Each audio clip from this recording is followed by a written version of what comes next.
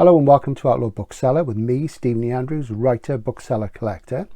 And I just thought I'd show you these charity shop pickups which I got today, which came to me very cheaply and they're in amazing condition. As you can see, we've got two box sets here. And what we have is a box of cult classics and a box of 10 top classics, whatever that means. And we'll talk about that. And these are A format editions, so they're in a smaller format like this. And this is an old A format penguin of Susan Cooper's Greenwich, which I picked up from the same place the day before for £2.50 in absolutely gorgeous condition and lovely. And this jacket was first used in the 70s and remained the jacket through the 80s, and this is a 1986 reprint. For those of you who are still not familiar with the different formats, the standard mass market paperback today is in a B format, and there's my copy of Maya of Rest and Relaxation by Otessa Moshfegh, which the video has just finished reading and I really enjoyed as well, just to give you an idea of the difference. So we're going to look at these classic A format penguins now.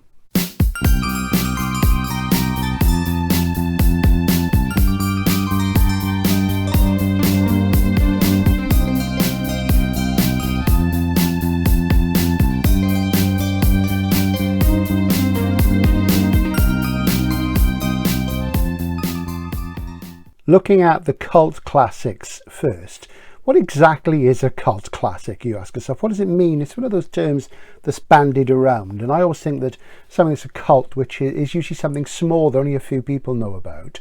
Or is it just that it's something which gets a very passionate following that people are either really, really into and the rest of the world doesn't care? You know, or are they books which have developed a cachet so that their hardcore fans could be described as a cult? Well, whatever way you want to go, I'm not entirely certain that fits all of these books, and we'll take a look at it. Now, there is somewhere on this slipcase, and interestingly, this slipcase and this edition was produced for Ted Smart, for the book people, who are one of those sort of businesses. So these were not distributed for the general trade. It's one of those businesses that goes around places selling books to universities and what have you. And I'm not sure if they're still extant. And so this was specially exclusive for the for that market, and I don't think these were ever done for the general trade, though. You know, Penguin do a lot of these things, so possibly Jules Burt will put me right. And we're going to take a look at what the books are, and as you see, we have them on the back there. 1984, A Handful of Dust by Evelyn Waugh, Brighton Rock, Camus' The Plague, Ralph Ellison's Invisible Man, Nothing to Do with the Invisible Man by H.G. Wells, of course, Virginia Woolf's Mrs. Dalloway, Herman Hesse's Steppenwolf, L.P. Hartley's The Go-Between, F. Scott Fitzgerald's The Great Gatsby, and Truman Capote's In Cold Blood. And the titles and authors are on the top of the slipcase there. There we go. And then we'll take a look at the books themselves. Now, I have read some of these books, some of them more than once, one of them many, many times. And what attracted me to these slipcases were, first of all, the condition. Even though the slipcases have wear, the books inside are pretty much as new, though I think there's a little ding on the corner of the Orwell there. And also because they're in A format, and I love A format paperbacks. A lot of these are out of print now. Penguin do a range of A formats called the Penguin Essentials, and I'm not keen on a lot of those. And the liveries of these mostly go back about 20-25 years, and maybe a bit earlier, so we'll take a look at them in a moment. It was also the price as well. I got two of these sets, 10 books in each, so that's 20 books, and that cost me £37 or £18.50 a set, which is an absolute bargain. So they work out at £1.85 a book, which you can't really sort of sniff at all. Now, the best way to get books like this out of a slipcase is to do what I'm doing now, which is just to raise that up so that you've got them sticking out a little bit and we can pop them out. So we'll just take a look at the Orwell first of all. We'll work left to right, and yeah, there is a sort of a bit of a ding on the corner where the slipcase has been dented, and we'll have a look at that. And this, I don't mind this cover. I mean, most covers for 1984 are absolutely terrible. I mean, they're really, really thrown together usually. This is quite a nice one. You'll notice there that where there would be a barcode, there is a price of £5.99. There's nothing, and that's because these have been printed especially for that business. So there we go. So this is the 16th printing of this particular edition, but there we go. And I've got lots of editions in 1984, but one more won't hurt. I've read 1984 more than any other novel. I've read it at least 20-25 times, and it is effectively my favourite book. Then we have Evil in War, Handful of Dust, and I've never read this one. I do like War's prose an awful lot. I think he writes really, really beautifully, but usually the subject matter doesn't sort of grab me really, and I don't know a huge amount about this. And I mean, these are books that I sell all the time in work and have them for many, many years. Quite nice, that one, I think. I should really read more of War's work, so that obviously will be one I'll go for. Here's a book I've read many, many, many times. I say many times, I think it's 3 or 4. I first read it in school. It was the first Green I read. I think it's the first Green that most people read, really, in this sort of gang warfare down in Brighton before the war. There's lots about Catholicism in it. I do like Graham Greene. I'll be quite honest, I tend to prefer his entertainments to his serious novels, and he called his funnier books his entertainments, and I tend to prefer those. And it is really, really good. But I don't know whether I have a reader again, but I don't have a copy, but it's the sort of thing you feel you should have. And I am thinking at the moment, despite the lack of space, that I would like more general fiction in a format, because it's really, really good to have it in that format because you can store it. And I love the format, and it is disappearing gradually, so it would be a shame if it went altogether. This book, The Plague by Camus, I do actually have a Hamish Hamilton hardcover of this, which is really beautiful, and I have read it twice a long time ago, and I should read it again. I always remember the atmosphere is absolutely fantastic, and I do like that cover. It's almost a science fiction cover, and of course Camus was one of the masters of existentialism. And again, you'll notice with these that there's no barcodes, because again, these were produced specially for this edition, so they wouldn't be split up and resold. Penguin had their eyes on that. A famous book in its time, you don't hear so much about it now, is Invisible Man by Ralph Ellison. You can't probably see that, but it is embossed there. And this is really one of the sort of key books about the black experience in America. And this dates back to 1940s. And, the whole idea is the metaphor that he's sort of invisible to society.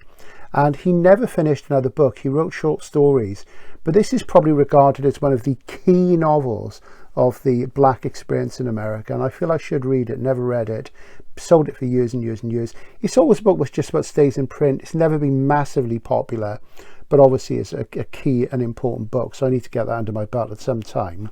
Interestingly, I was in another bookshop today and I noticed the Penguin Modern Classic of James Baldwin's Giovanni's Room in A format, which is really, really strange. So I must pick that up as well, because Baldwin is somebody I've never read, and he has an amazing reputation, and I really should get him under my belt as well. So that's something to look at.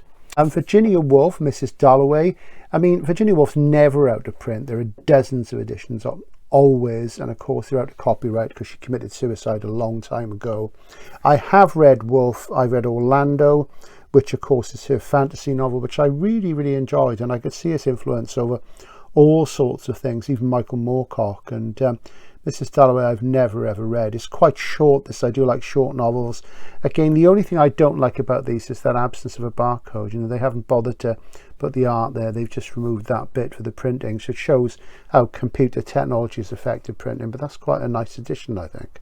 On to a book I was really passionate about as a youth, and it blew me away when I first read it. And this is Steppenwolf by Hermann Hesse.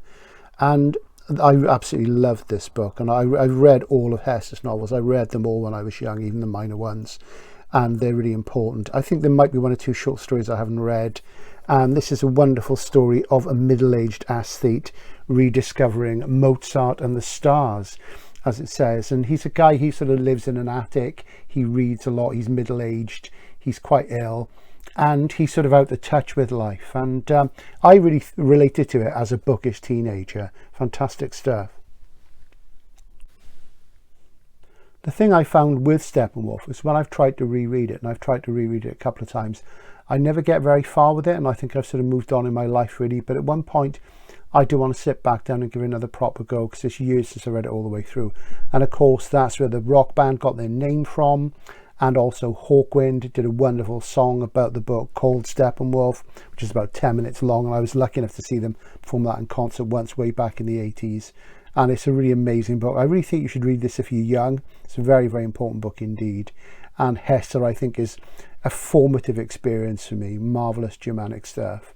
Then, you know, another really famous book, The Great Gatsby, F. Scott Fitzgerald. I really like this cover actually, and I don't have a copy of Gatsby at the moment. I've had a couple. I used to have a really nice Cambridge Critical Edition, a hardcover with a red jacket, and I sewed it on at one point, which was really silly. And you know, this is a great novel, and it's probably my favourite of the 2 or 3 Fitzgerald novels I've read. And it's a strange book. I was talking yesterday in work with somebody about this, and talking to one of the sort of ladies I work with, and she said it was good, but she didn't quite sort of get it. And I have found actually it does tend to have a bigger impact on men in my experience. And there's a wonderful moment where Jay Gatsby almost knocks a clock off a mantelpiece, and that really sort of stood out to me. I remember talking about that with a customer of mine who really got it as well. It's wonderful stuff, and very brief book, and you know, they are beautifully written. They're such good books, it has to be said.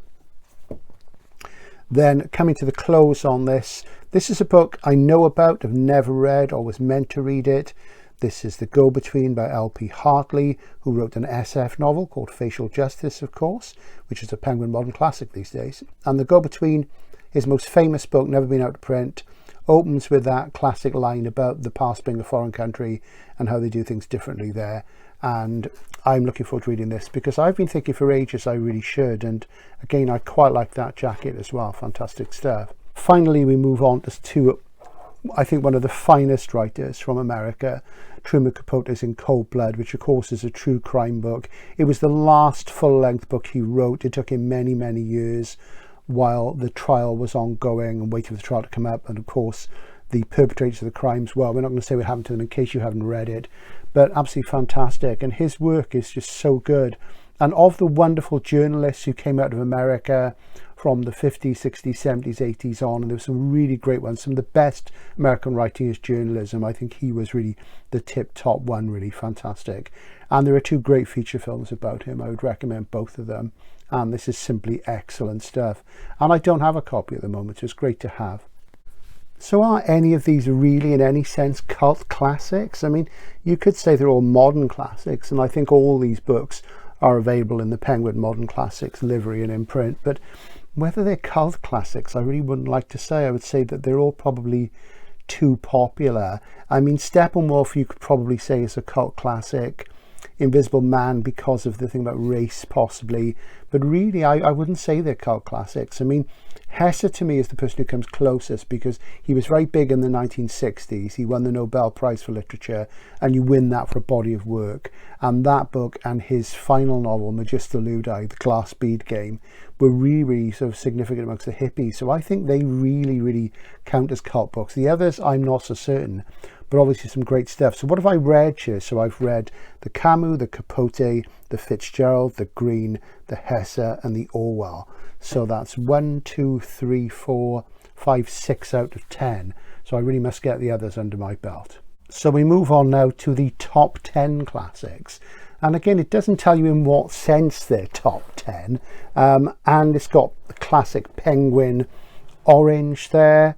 And it's got the titles and authors on the back and some of the books on the side. And powerful fiction from Penguin. Yeah, that's okay. And this would have been $59.90.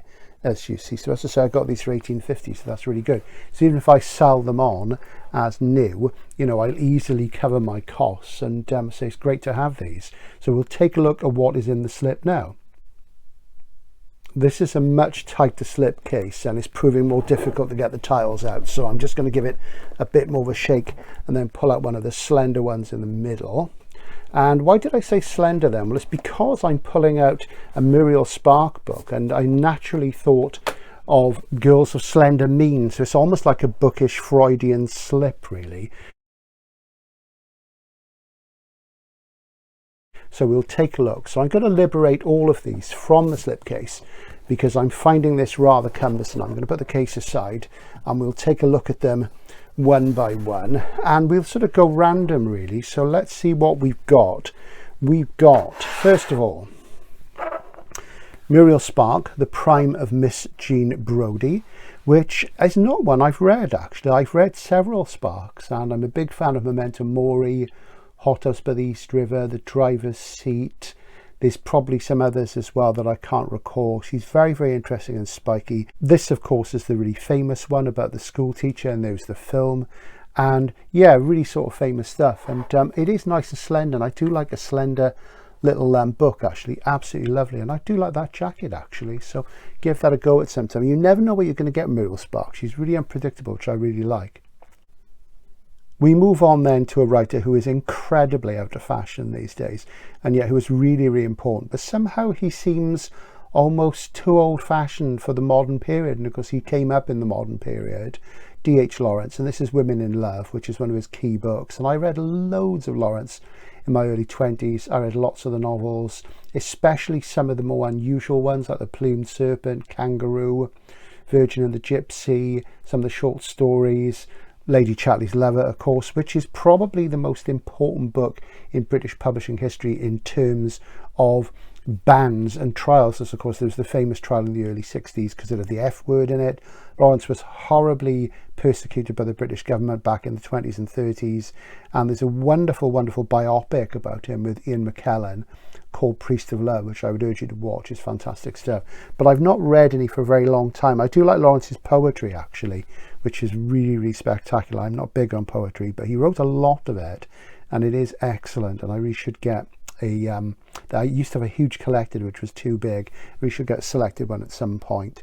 But I remember Angela Carter writing about this one. I think it was this one, going on about how Lawrence was writing about the colour of the characters' stockings and how, you know, he went on and on about it. And she clearly thought he was a stocking fetishist, which I don't really think there was a lot of evidence for myself. But it was certainly this one. And of course, there's the famous Ken Russell film. Whether I'd ever read Lawrence again, I don't know, but it is a good one to have in the library, I feel. Then, of course, an old favourite, The Day of the Triffids. How many copies of this have I got now? 1, 2, 3, 4. It's probably 6 or 7, something like that, but it is a favourite book. It was a really key book for me, my first Wyndham, very young when I read it. And I do like this jacket, actually. Absolutely fantastic. They've done all sorts of covers over the years, and lovely, lovely stuff. Wyndham is really, really overdue for decent hardcover reissues. Some of them haven't been available in hardcover for years. I cannot understand why Penguin don't do them, because they now own Michael Joseph, the original publisher, who did his works as John Wyndham in hardcover. So, you know, it really, really is quite shameful. And they fetch massive money secondhand, even sort of 5th, 6th printings in bad nick. And there's money to be made. I just do not understand why they don't do it. Hopefully somebody will get onto that soon. There is a Wyndham short story collection coming from Subterranean Press. I think it's next month, which is mostly early stuff. I think I've got it all, but it's going to be really nice. It's called Logical Fantasy, which was what he suggested we call science fiction, but that was never going to catch on really. But an iconic book in every way.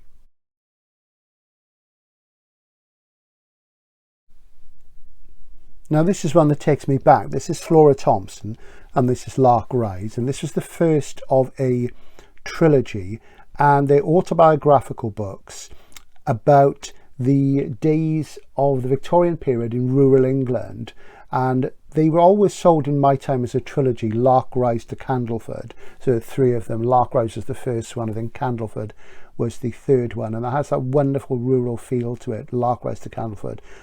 I used to sell these a lot in the 1980s. These days you don't hear much about them, still in print, but they have sort of faded away quite a lot, and they haven't been issued in individual volumes for a very long time.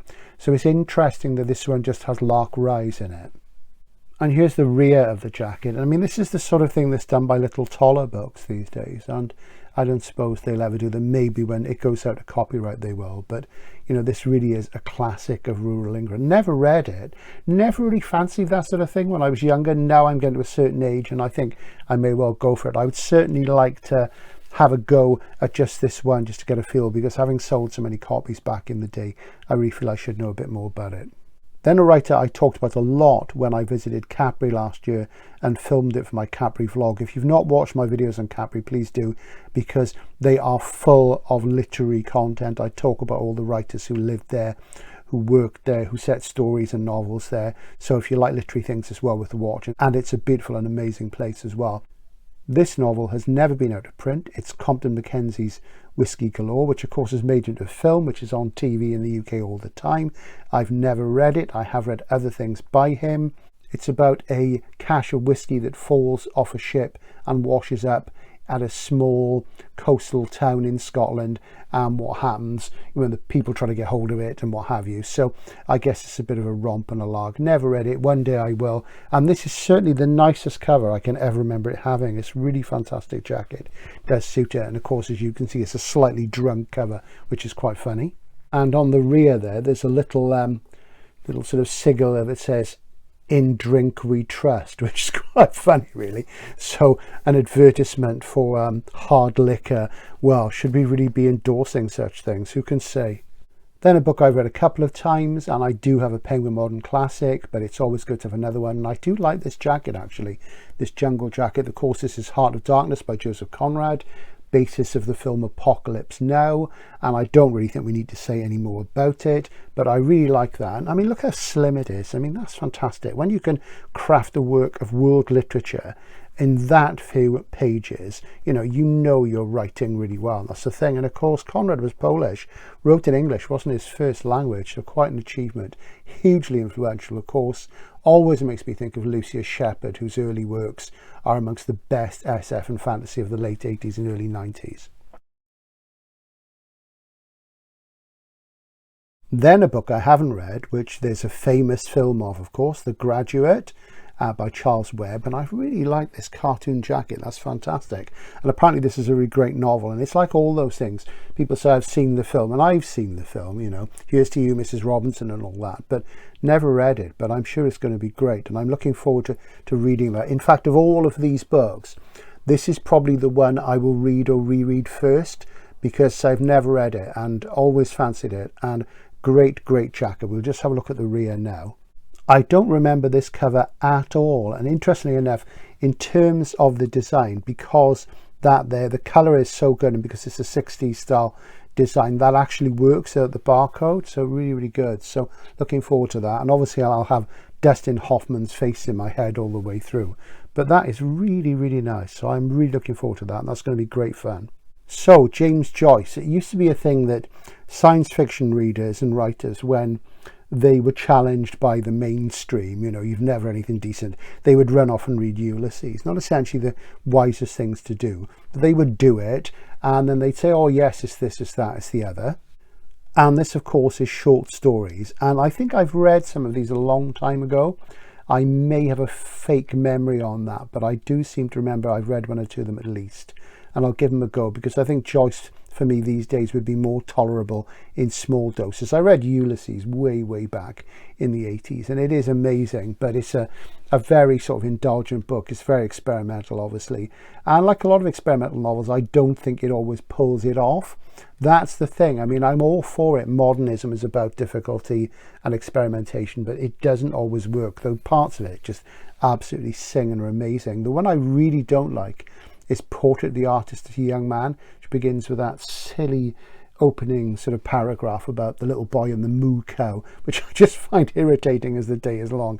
I'm sure all the Joyceans will hate me now, but it is what it is. Now, this is a great book and a beautifully written novel. The prose is just absolutely amazing, and this is Evelyn Waugh's Brideshead Revisited, which I've read twice, and I think it's fantastic. It is one of those things where it is all about the characters and the way it's written. You know, it's rather sort of overplays itself in lots of ways, and that's my problem with social novels. They often say a lot about very little, and sometimes they sort of big things up which really could be done in shorter forms. But as a novel of class and place and character in England, it really is quite spectacularly good, so it'll be nice to pick that up again. And I don't have a copy at the moment, and I don't remember this jacket at all.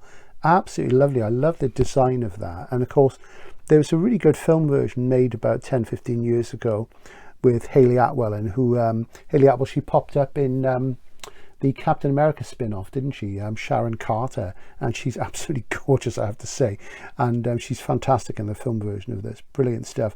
And of course, way back in the day, it was a really famous TV series of the BBC. Yeah, and I like that green. It's very, very nice. This is one of the most handsome books of this set, I think, or these two sets. So I'm very pleased to get that. That and the Charles Webb are really rocking my world. And finally, this is a book, again, I've been selling for years, never read it. Often wondered whether I should. No, I've got one. I've got no excuse. This is A Confederacy of Dunces by John Kennedy Toole. Interestingly, this does have some laminate on it. Just where the cake is and where the strange face is as well. And I've always loved that title. It's a great title, and again, it's one of those cult books. This really should have been in the cult books thing, because it's one of those things. There are two types of people in the world. There are the people who read Confederacy of Dunces, and there are people who haven't. And it's a big chunky tome, and I like the back of it. I like those colours, the yellow and the puce. It's got a comment there, Blad, from Anthony Burgess, which is good enough for me because I've read tons of Burgess. I've read about 30 of his books. So yeah, so that will be one that I'll read before some of the others as well. Just throwing a joker into the pack for fun, because we covered one of her books earlier on, Muriel Sparks, Primer Miss Jean Brodie. This is The Takeover. And that's not a Penguin. This is a Granada A format paperback from the early 80s. There we go. And it's in quite good nick. Very, very nice. And I do love things from that period because that's when I was first book selling. That's I am keen on Spark, and I've not read that one. This is about a guy who starts his own church, I think, in Greece. And, you know, she, at her quirky best, she's absolutely marvellous. Very strange indeed. I do urge you to read The Driver's Seat and Memento Mori particularly. They've been ones I really enjoyed. The one I wasn't so keen on was The Ballad of Peckham Rye, but maybe I'll read that again at some point. Okay, so I've got them back in the alphabetical order, and I don't know why on the tops of the boxes they have the books out of alphabetical order. But then if you look at Penguin's own website, you'll find that you can't sort it A to Z by author. Most major publishers' websites are rubbish. When you sort by author, it goes A to Z, and it goes by A to Z with their first name, which is the exact wrong way round, because of course in a bookshop we go by surname. It's exactly the same in the index. If you go to an index of, say, a biography and look people up, it'll say Le Guin, Ursula, Silverberg, Robert. It doesn't go the other way round. Everything is based around how an index works. Everything is alphabetical, but you know, we'll talk about these things again when I do a how to shelve your books guide. That'll be good for a laugh. So that's the lot, 20 books, very good, I think you'll agree. And let's just do that count check again of what I've read. It's 1, 2, 3, 4, 5, 6, 7, 8, let me see, 9, 10. So I've read half of them, which isn't bad. And I'm not somebody who's a canonical reader. I did my duty reading a long time ago. And maybe there's one or two I won't read, maybe some the video editor will read, maybe there's some I'll sell on. I'm not sure about keeping the box sets, and I have no idea in what way they feel that these are 10 top classics. I guess you could say they're not a top 10 classics in any sort of sense of sales or what have you. They're 10 top classics, powerful fiction and cult reading from Penguin. But I think really, considering I only paid $1.85 a pop for them, and these editions are pretty much all out of print, I think that Camus one might still be around, and that Hesse one, I think they're still on the catalogue. I think that's pretty good going. So there's a little mainstream canonical book haul for you. Who'd have thought it? Thanks for watching. Bye for now.